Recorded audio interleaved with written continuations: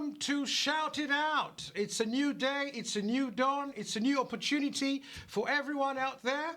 Right, today is a special day. This is Shout It Out. This is a show, this is the home of motivational and inspirational voices. This is a show that brings people from diverse backgrounds from all over the world to come and share their story, their journey of how it started, where they are now, and where they are going. And today I have a dignified, humble family man, Dr. Achmed Kamara, in the studio live, and he's going to share some of his experiences and what's kept him going. Dr. Achmed Kamara, welcome to Shout It Out. Thank you very much. It's a pleasure to be here. Good. It's been a while coming, and I'm so excited you're here because you're full of knowledge and wisdom, you know, and you're going to share some of that knowledge and wisdom as part of your journey in life, you know. So I'm just going to ask you, firstly, who is Dr. Achmed Kamara? That is an interesting question. Yeah. Well, look, first of all, Achmed Kamara is a family man. Family comes first. Right. You know, so I'm a son, I'm a sibling, wow. I'm a husband, I'm a dad. Yeah. And I'm a friend to many good friends, and hopefully they see me as a good friend. Yes. I mean, friends are the family that we choose. Yep. Our biological family, we have no choice over. Correct. I mean, beyond that, you know, I think I'm someone who likes to impact the little knowledge that I know. You know, little wisdom that I pick up along the way. Correct. And I do that informally or formally, at work, with friends, colleagues, with patients. But I also like to give. I think I'm a giving nature. They say the secret of living is giving. Correct. So, you know, I do that through raising funds for charities. Oh, fantastic. But also through charitable activities that I'm involved in as well. Yeah. Oh, wow. That's amazing. You know, that was a magnificent open. I mean, you know, it's so good, I can't even pronounce the word. But anyway, narrowing it down, Doctor, you had a very interesting childhood, you know, growing up. And can you elaborate a little bit of that? Because I think at some stage during your growing up, you lost a brother, you had difficulties, I think it was your house, in housing, and we'll take it step by step. Just elaborate about that sort of childhood upbringing and the impact sort of peer pressure had. Well, it's been an interesting journey. Yeah. You know, going from Tengbe Town in Sierra Leone, wow. To Cambridge in the UK, and now to Faith World TV. This is the pinnacle. There you go. This is the pinnacle. But as you say, you know, it's been interesting. I think our experiences are experiences. Correct. And what we make of them will determine what impacts they have on us. Correct. Okay? Going through lives, I didn't really see those experiences as tremendous challenges, but on reflection, I guess they are. And as I share them with people along the way, they reinforce that to me. You mentioned the house fire. That was a significant moment in our lives. I think I was about 8 or 9 years old when that happened in Sierra Leone. We lost everything. Everything but our lives. That's great. Everything but our lives, and the faith and determination of my parents, especially my mother. I like that, faith and determination, Because we had to rebuild. Our rebuilding was in an unfinished building, without a roof, without windows, and I still remember the distinct smell of the rice that we ate. Wow. For the first couple of months, because it smelt of the smoke that had accumulated within the sacks of rice during the fire. And we had to rescue as much as we could because we had absolutely lost everything. Wow. So, you know, that was a significant moment. Age 4 or 5, before that, you know, I lost my younger brother. I was about 5 years old. He was just over 12 months younger than me. May his soul rest in peace. Amen. He's with me every single day because he was an amazing young brother. I mean, he pushed me to my limits. He was super clever. I mean, I'm an average guy. He was a genius. Are you sure you're average? I'm an average guy. He was a genius. I mean, I remember my father taking us through the alphabet. I mean, he learned it before I did. Oh, wow. He learned to read before I could. Oh, wow. He could speak English at age 4, and I couldn't at all. That's amazing. And so when I go through certain difficulties in life, I reflect back to him and I say, look, if my younger brother Sahid was never had this opportunity, but I've got the opportunities that I've got now. Make the most of it. Make the most of it. Make the most of it. Wow. That is very powerful, and I'm trying to just find out in the midst of that, the house was burnt down.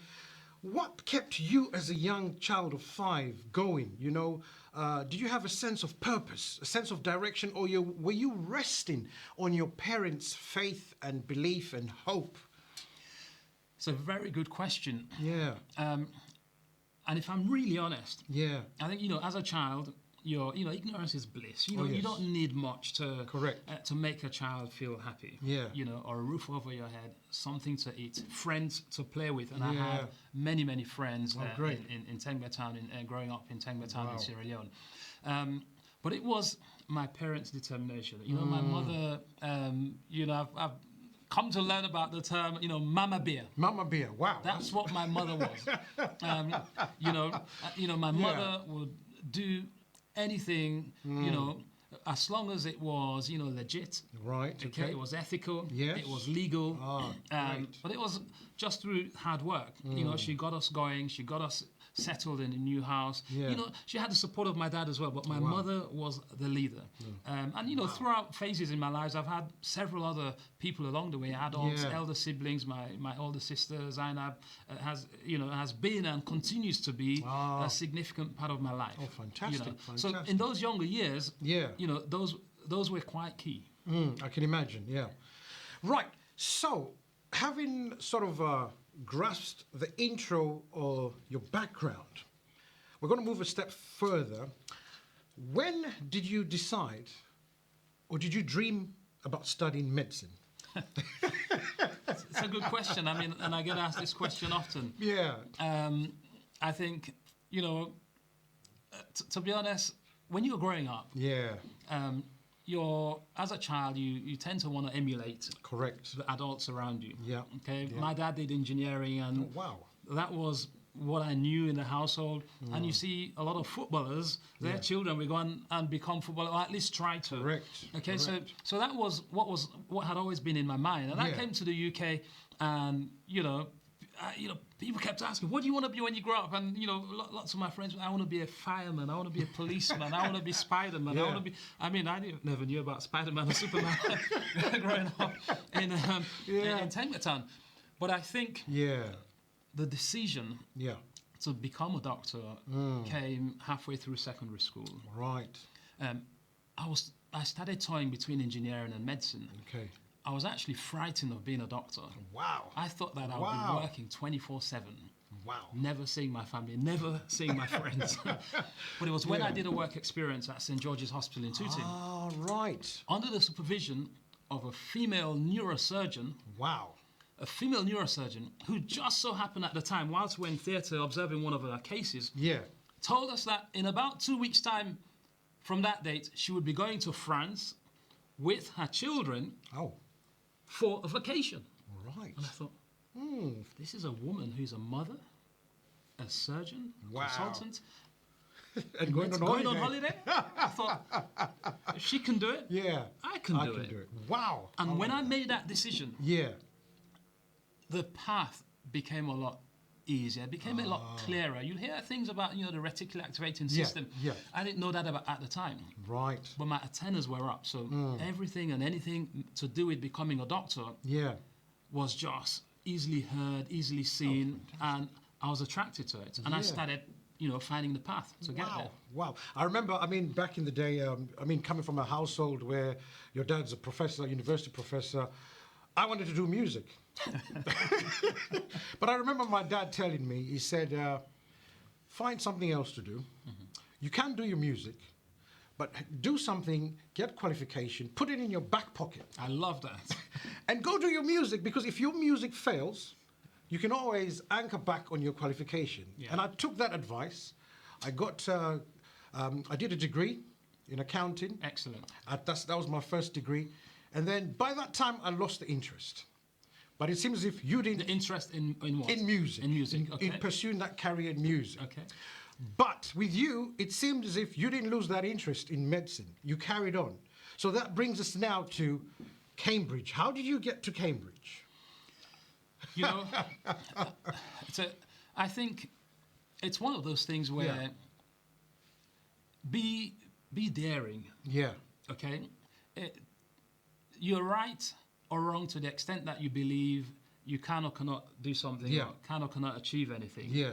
And then do not be attached to the outcome. Correct. I mean, all I did was I wanted to apply to what I thought were the best universities, medical schools in the country at the time, and Cambridge was one of them. Correct.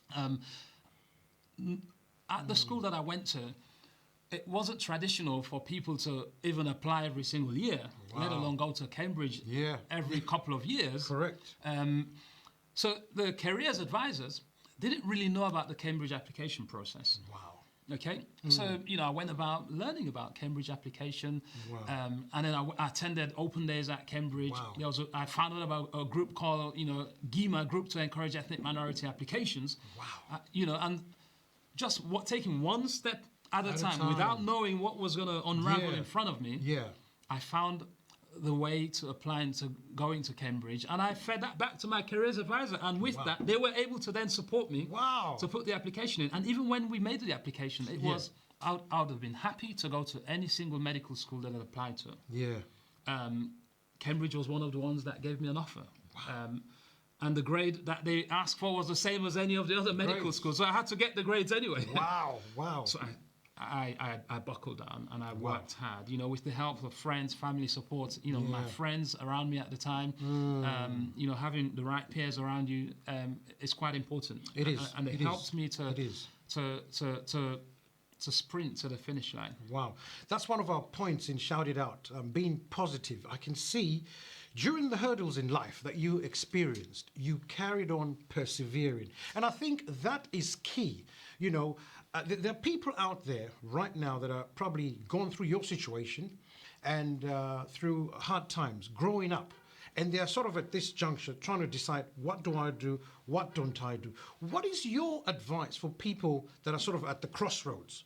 Should I carry on with my career, or should I go and do something else? What's your advice in a sentence for people like that? Be decisive. Right. Make a decision. Right. Don't allow the wanting to be a perfectionist paralyze you. Yeah. Make a decision and then start taking action towards implementing and executing it. If you've gone down the wrong path, you will know within a short period of time, and then you can take the other path. But just standing there and not knowing, should I go left, should I go right, should I become an engineer, should I become a doctor, will get you nowhere. Exactly. Wow, that is excellent. I really admire your level of courage and perseverance and the spirit of not giving up. You seem like you knew from an early age what your purpose was, and you worked your way towards it. It's just like having a dream board, and you on your dream board, I can see it was medicine, and you worked towards it, and you achieved it. Well, look, the dream board had other things other than medicine. Yeah, okay. But medicine was a key one, yeah. Okay, and there were several pivotal moments along the way. Yeah. And I think, growing up, and even now, we get influenced by the closest people around us. Correct. So I think it's like a tightrope between the blueprints that have been set by what your parents, elders around you have been saying or continue to say or said to you. Yeah. So in my case, education is important. Vital. In your case, keep your degree in your back pocket. Correct. Yes, it is. And my dad always said to me, the journey to the journey of 1,000 miles starts with the first step. Correct. Okay? When I ran a marathon earlier this year, I kept on saying to myself, the first step takes me to 26.2 miles. Every step after that, it's less than 26.2 miles. Wow. So that kept on ringing. I never really understood what it meant initially. But as I navigated my way through life, I realized, look, life isn't easy. And I think we've got to accept that. None of this is easy. You've got to put in the work. Whatever you want to do, you've got to be willing to pay the price. You've got to be willing to pay the price. Correct. You want to become a doctor, you want to go to university, you've got to be willing to do the studying. You've got to be willing to wake up early sometimes. You've got to be willing to go to bed late sometimes for a season in your life. Okay? I always said to myself, and I say to children at school, students at school nowadays, and my kids, look, sacrifice now in the first 20, 24 years of your life. So that you can have a fruitful 40 plus, 60 plus years of life. Yeah, I like that. All right. It's my sort of reversing or application of the Pareto principle, 80-20. Because I think we're all going to live until 100 years. Well, I think I'm going to live to 1 or 2. All right. So, do the work in the first 20 years. Yeah, no, I agree. Set the foundation. Yeah. And not that you're not going to have to work anymore. Yeah. But then when you become an adult, you have less regrets. Right. And life will be hopefully a lot easier. Correct. Wow, I'm really excited and enjoying your journeys in life, from humble beginnings to deciding what you want to study to going to Cambridge. Now, how did you come up with this fantastic book, Success Against All Odds? Thank you. Now, look, I never set out to write a book. But every time I spoke at schools or spoke to colleagues, friends, someone would always say, it's quite an interesting journey you went on. Yeah. I wish you shared it with many others. Oh, wow. But I never had the courage. But I attended a workshop once. I don't know what took me to this business workshop. And someone made it seem so simple to write a book. They said everyone has a book within them. Oh, yes, that's true. I believe we've all got stories. Yeah. And if you can help just even one person, that's key. then you've helped enough people. Yeah, correct. In the world. That is key. Okay? And then you've got to get past the feeling of, being vulnerable, because I think, you've got to show vulnerability and authenticity and honesty and transparency in your story. And that's what I did in the book, which is chat my life story to date. Yeah. And then anchored principles of success that I've learned along the way to various stages in my life that I didn't know about at the time. Previously, So that it can help my younger self, it can help my children, it can help people going through, those various stages of life that I went through. Wow. I think there's a clip on the book. The engineers are going to run that for us quickly.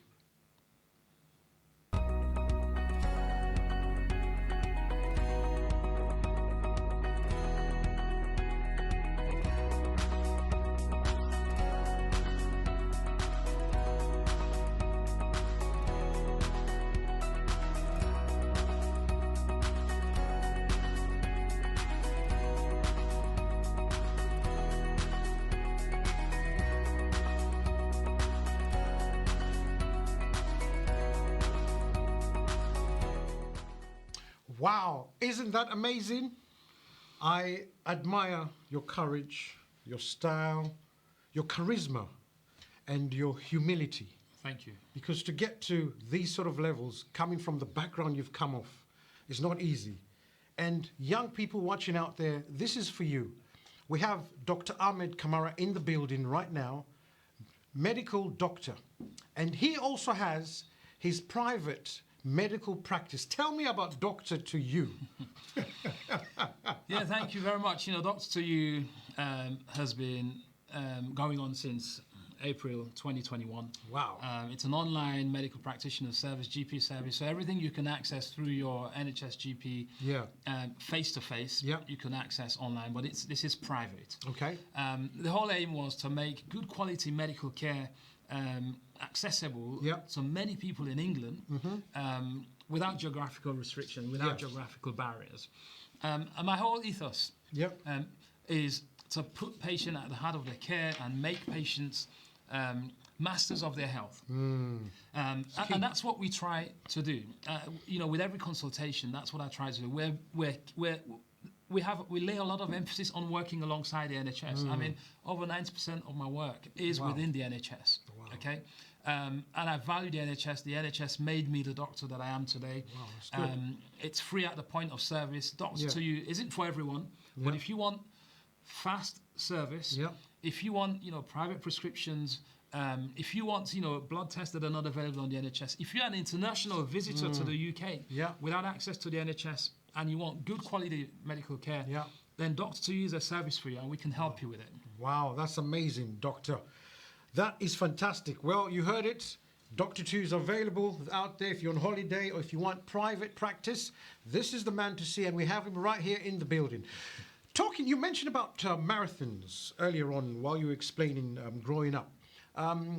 What charities do you support, and what's led you to support charities, and how do you make time for charities, all these, the family, the book, and Dr. to you?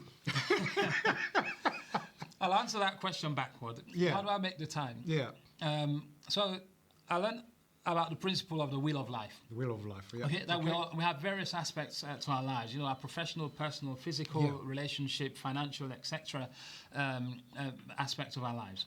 And I think it's not necessarily about sharing equal time to those areas. Okay. It's using the right amount of energy in each of those areas. Right. So I may only spend 30 minutes with my daughter, my youngest daughter, who's 5, to do some reading. But I've got to make sure that I zone in and I'm not distracted with that 30 minutes that I have with her. Wow. Of course, I spend a lot more time in my professional life. You know, I've got to read journals, etc., etc. In terms of charity, I think I've always just been a giving person. My mom loves to give. I mean, she gave so much that I secretly used to say, "Mom, leave some for us." But it rubbed off. Yeah. We have our family charity called KDA Caviar Descendant Association, and we've been going on for 10 years. Wow, this year amazing. we're giving sort of 19 academic bursaries to students who've done the Becquet exam, the equivalent of the 13 plus in Lonsar. Yeah. We give through Kate's charity, sort of chronic kidney disease. But in terms of the marathon, it was really killing two birds with one stone. Correct. Yeah. I wanted to get fit, yeah, but I also wanted to help. Okay, that's, and running was a way. I found a group called Countdown, which is also another charity. Yeah. I run with them virtually. Okay. So we're all sort of in geographically different places, but we run and post it in our WhatsApp group. Oh, wow. But we go to these running events together, and I've supported Prostate Cancer UK. Oh, wow. I've supported Shelter Housing, the homeless housing unit. And with prostate cancer, being black men, the risk of prostate cancer is significantly higher in us. Yes. And it tends to present late, sadly, and it tends to present at a more advanced stage, sadly. And so increasing the awareness of prostate cancer is significant. Wow. And with the homeless charity, we talked about the fire. Yes, the fire. And when I was in the UK, I couldn't live with my mom for the first year of life because she only had a bed sit where she was with my stepdad at the time, and I stayed with a Nigerian family. At one point, there was about 7 of us in a bed sit. Wow. And we became homeless in the UK for a short period of time. So I know what it means not to have a roof over your head. Wow. And that's why I felt really passionate that when I did my first marathon this year, I supported Shelter. Wow. I'll be running in the London Marathon next year. Oh, wow. I'll be looking for you. Thank you. Wow. Make sure you bring out some jelly babies for me. Yeah, I will. I mean, the stuff you've told us, you've given us a packed knowledge here. They say knowledge is power. You've given us information, and you've impacted our lives with what you've told us. So I'm just talking to people out there that are going through similar situations. I mean, Dr. Ahmed, despite his situation, you see, one thing you should not let happen: do not let your current situation dictate your future. You can always overcome these things. You can always persevere. You can always stay positive. There's always a way. Never give up. We've just had I'll call it a testimony here from Dr. Ahmed. In humble beginnings, starting with not technically less privileged, and look at where he is today. He is a happily married man with 3 kids. He's a GP. He's got his own practice, Dr. to You. He's written a book. He's done marathons, and he's going to do another one. So I probably might join you on that one. You're very welcome. And then we could have shouted out banners running through London. Fantastic. But the key thing here is the people out there, believe in yourself. Never give up. You see, we all have greatness within us. We all need to strive for our purpose. In just one sentence, Doctor, how would you encourage people out there? Just one sentence. It's hard to do in one sentence, but I think, knowledge is potential power. Yeah. Action is where the power lies. I like that. Have the knowledge, have the dream, set yourself a goal. But the transition between that knowledge and that dream and the results that you're seeking is the action. Yeah. So take daily deliberate action towards the greatness, towards the results that you want to see. Every day should be a step towards achieving what you want to. Yes. Oh, yes. Doctor, the book. Where can people get it? It's available on Amazon. Okay. You know, just type Success Against All Odds and my name, Dr Achmed Kamara, or Success Against All Odds, Tengbe Town to Cambridge. You'll find it there. You know, Christmas is coming. You know, buy it for your nieces, nephews, your children in secondary school, primary school, in university. I think it will make a great difference to their lives. Lives need to be transformed. And this is a classic example of a life that's been transformed. So for you out there, you know, you're still thinking, where do I stand? What do I need to do? How do I go about things? I'm sure the story and the testimony we've had from Dr. Achmed Kamara has resonated with some of you out there. And I just want to give you guys hope. Never give up. There's always hope. Have faith, have belief, because you can do it. If Doctor can do it, you can do it. And we Shout It Out are here to help you on the journey. You are on a journey, life's journey. There's a start and there's a finish in between the hurdles, but you can make it. Keep believing in yourself and keep shouting it out. We'll see you next week, same place, same time. Ciao.